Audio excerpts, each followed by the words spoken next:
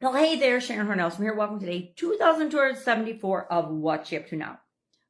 Today, created a couple pieces of content, do every day, for the most part. Well, sometimes I do a day ahead or something if I'm traveling, but that means I just show up early and I have a couple of days or a day here and a day there where I don't have stories on Facebook, for example, but it's not a big deal. So today we talked about, we're doing this year's annual challenges, the Let's Grow annual challenge. We're talking about physical growth this entire month. And today we talked about disease, illness, accidents, and the impact that it has on our health, our well-being, and our physical growth, our physical bodies, etc. And I shared a little bit about, and let's put this down, I guess, how I looked at it, because our action item today is to just think about an illness, a disease, or an accident that had a big impact on your physical health, well-being, growth, etc. And so I started, of course, writing down notes and timelines because I like to do things in timelines. And I just broke it down by childhood, teens, 20s, 30s, and 40s, I bunched together. Then 50 got its own year because I had a sudden cardiac arrest that year.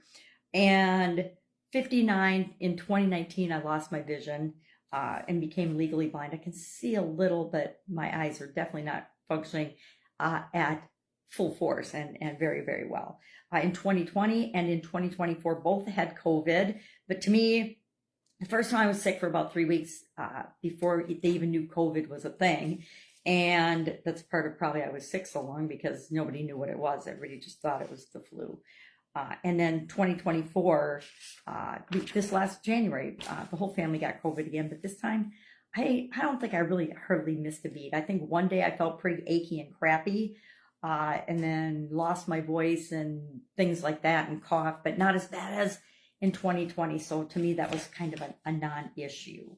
But we talked about the impact of things like our environment, our nutrition, our lifestyle choices, exercise activity, which again are lifestyle choices, what we consume, and all the impacts that those have on our physical well-being, our physical health, our disease, our growth, etc. I mean, you're much more likely statistically to get diseases if you have certain habits. If you smoke, if you drink too much, if you eat too many processed fatty foods, it leads to a whole slew of diseases. And there's a direct link between them.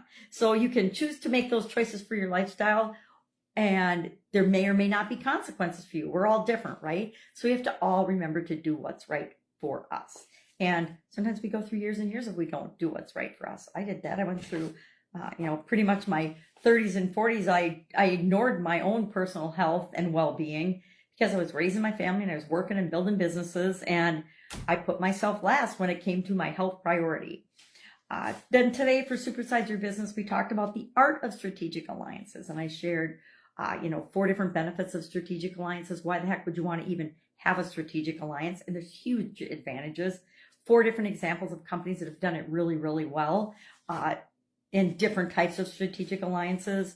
I shared Apple and Nike's Nike Plus alliance, Starbucks and Nestle's alliance, Toyota and Tesla's alliance, and Amazon and Whole Foods alliance, because those are some that have impacted. I bet there's at least one of those that has personally impacted almost anybody that's listening to me today.